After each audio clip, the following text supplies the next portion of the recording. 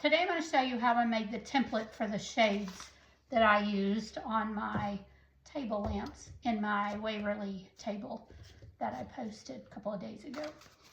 So, I made these first way back in May of last year, April, maybe even March, for an event that I was presenting at. And I wanted to use these, but I just had white and I had gold, and to me it was another opportunity to add a pattern. When I looked at prices, they were expensive, and I didn't know for sure if they would fit this style. This is Ayasali, I'll link it, from Amazon, and I decided to pull out my scrapbook paper. So I made my own template. Now, I also have a template that I created from these. These are Two's Company, and before I folded them up and did the peel and stick to seal them, I traced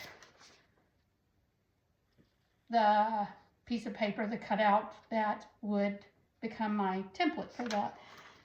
And this is my template that I made with this, but instead of doing the scallops, I just curved the edge.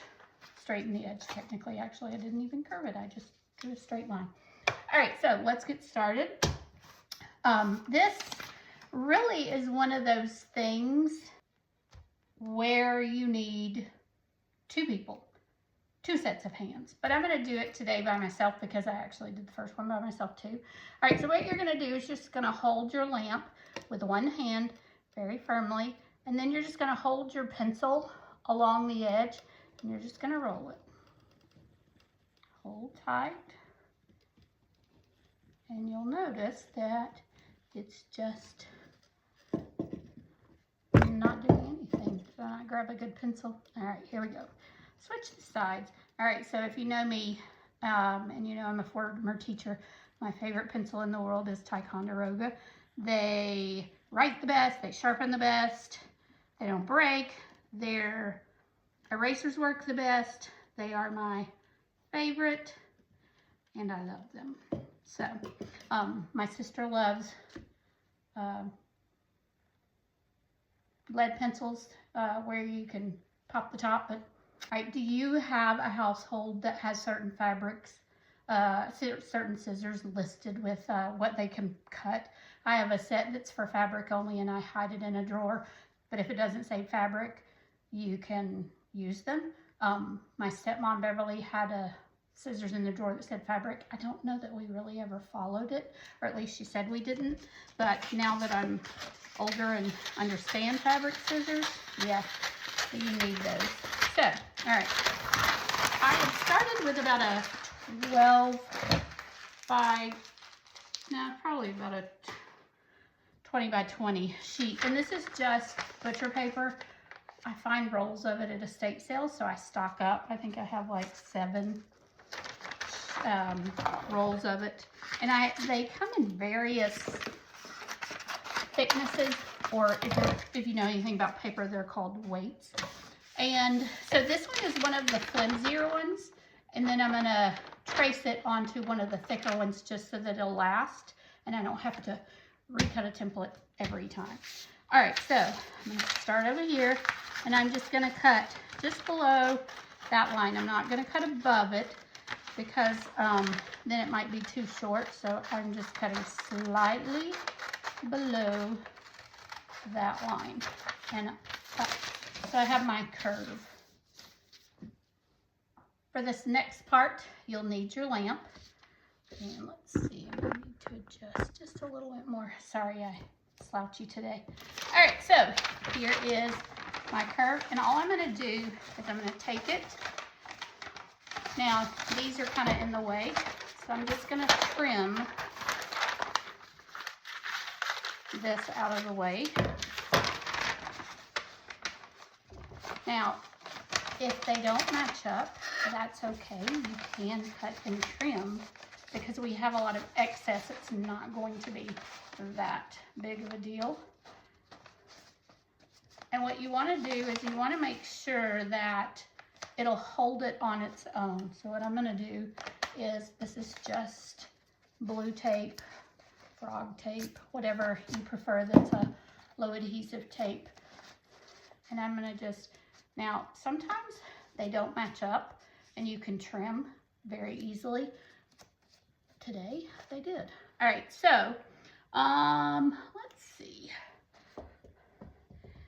Could go a little tighter. So let's, now because it's low adhesive, I can take it out and try again. All right, so that's a much better stick. It stays. All right, so for this part, what I'm gonna do, you can do a couple of things. You can like cut this off.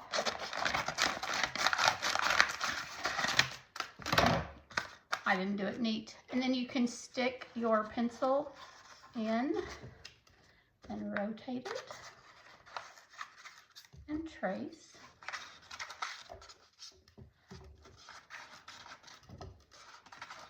I think I got it all the way around. Or you can take this and kind of fold it down to create. Because this is such thin paper, I think I'm just gonna take it off and cut it. I think I have a good enough line that I can do that.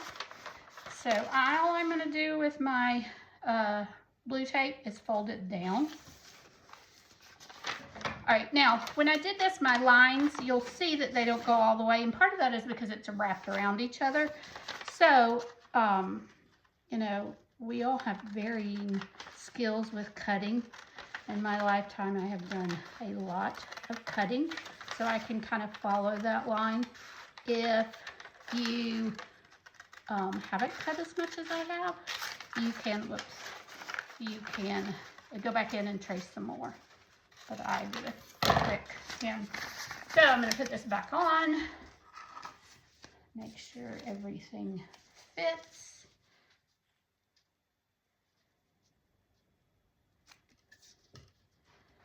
I'm going to test it again. I should have cut some of these and had them on hand, but nope, I did not. All right, so there we go.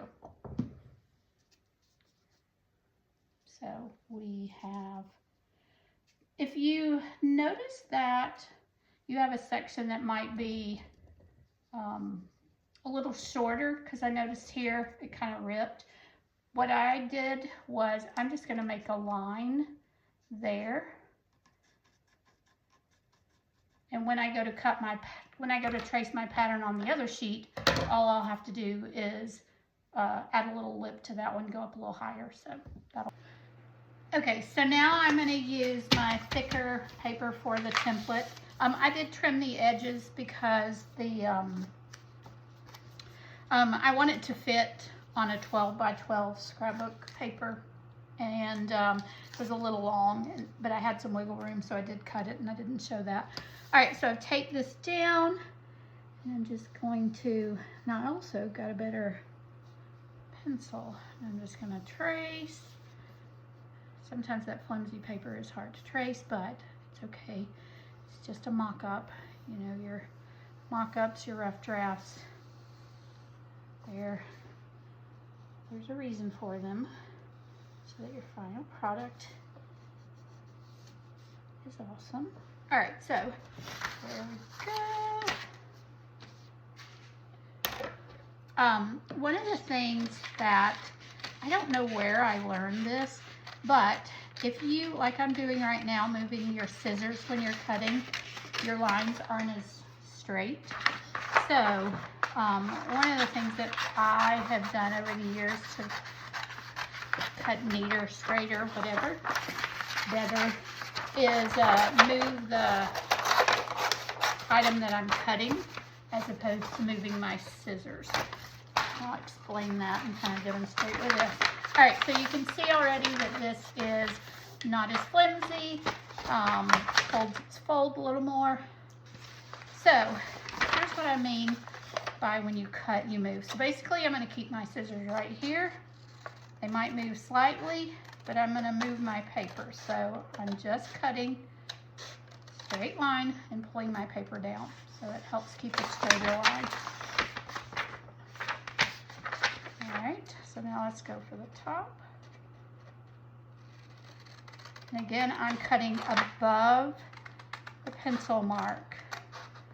One of the things, if you're concerned about seeing the pencil mark, is I always trace on the back so that the pencil mark is right hidden. So again, my scissors are pretty much staying in the same place, and I'm moving the paper.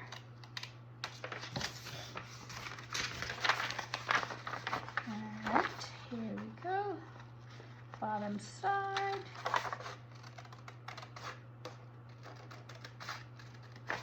One of the things I don't think they do enough in kindergarten anymore, because they dropped everything down the grade level pretty much by the time I left teaching, is cutting and developing those small motor skills. So if you have young children, give them opportunities to cut. It really helps. All right, so here we go. We'll make sure I kind of tested it every step. Now, if you see here, I have a little bit of extra, so I could, if it doesn't fit on my scrapbook paper, I have some room to trim it. Also, you can use wrapping paper or anything like that. One of the things that I have found, though, when doing this is that stripes aren't as successful. They don't go straight because you curve it, so that's a little challenge. Smaller patterns work better. Sometimes you lose a big pattern, or you lose the background, or you lose certain elements, and you don't want to do that. So think about what your item you want. All right, so for this one, this is the one that I think I want for a wicked table, even though I'm sticking to pink and green. This has a bit of blue in it, and I'm okay. I tend to like 3 colors. I don't know that I'll stick with it, but even so, it's pretty, and who knows, I'll probably use it on another table because I do a lot of pink, green, and blue tables. So I am cutting 2 sheets at once, saves time. And again, I'm doing the back because this is the side that I want, so my pencil marks will be on this back, and I don't really care. So again, like I trimmed it so that it would fit on this 12 by 12. This pattern, it really doesn't have an up down. It's kind of all the way, so it's not going to be that big of a deal if I wanted a certain element. All right, I am going to tape down my edges. I'm going to go ahead and trace. Lots of tracing, so have some sharpened pencils or lead pencils that you can break off the lead. Once you break off the lead, you can get new lead. I remember when I taught, all my kids would be like, oh, that's what they love to use. I'm out of lead. I never kept lead because I was a Ticonderoga fan. All right, so here we go. Peel it up. Because this is thicker, I'm just gonna peel my booby tape off and template because I want to use this, so I'll put it down in my dish room. I have a basket with scrapbook papers that, I have 2 sheets of. So I'll just stick it with that. All right, so again, I'm cutting both at the same time. When I taught, I always made sure if I had to cut multiple things that I was holding those suckers together so that I didn't have to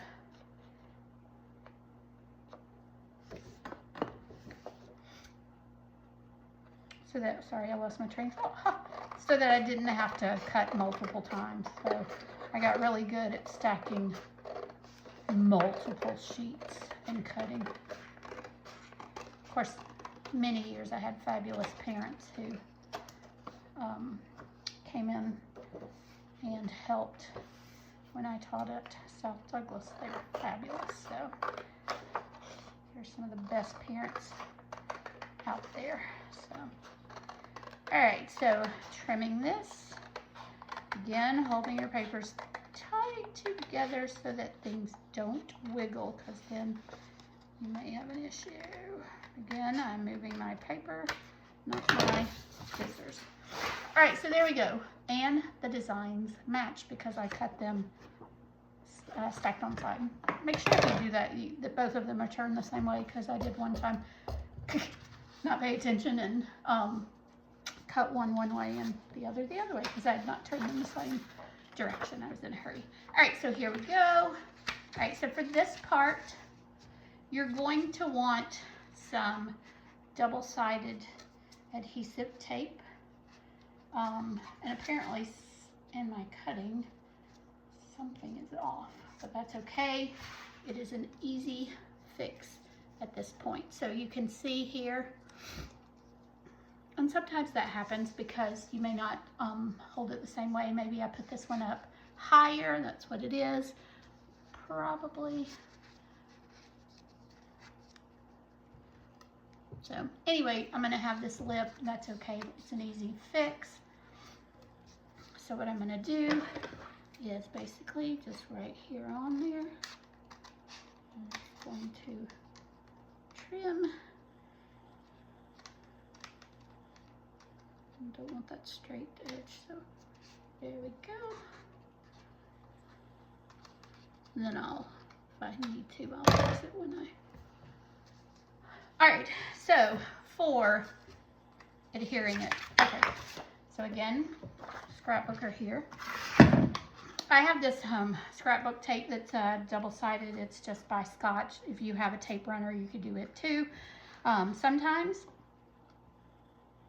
it can be tricky to get this one off. The thing I like about this one is that it goes right up to the edge, and sometimes when I've done these, I've found that I didn't go right up to the edge and it would come undone and the lip would kind of pull up, and then you could see the edge, which is not what you want. You don't want your guests looking at, you know, a lampshade that's about to fall apart and peel off. So, all right, so with this, I'm just rubbing it down so that the adhesive sticks. And then the tricky part is finding the corner that will let you. So I always start on this side, wanting to come up. They're separated, but it's wanting to come up. So what I'm gonna do is just peel it up. This is the most difficult part of it, I have found, is getting that tape. All right, I'm gonna pause because I don't want you to. Okay, I figured out what was wrong. That was the end of that roll. So, didn't have a lot of sticky things. It actually didn't have any sticky things, so it wasn't nothing to put down. So, here we go. So I've already peeled the new one off, and I'm just lining this up. And remember, you know, you can trim if it doesn't line up, because for some reason my template is not lining up like it did in the trial run, but that happens when you cut. So, all right, so I've got a little trim that needs to happen, and I prefer trimming the bottom, so I kind of do everything I can to get the top lined up and trim the bottom. It's just easier than trimming the top. So just a little lip, and honestly, most people wouldn't notice it, but I would. So, and I feel like you always notice your own mistakes that others probably wouldn't, but it's the way it is. So luckily that one didn't have much to trim. All right, so here we go. And here's the other one. So, and you could turn it so that they weren't identical, but you can still tell they're part of the same thing. Or turn it exact. And you have marked pattern on your table. Thanks.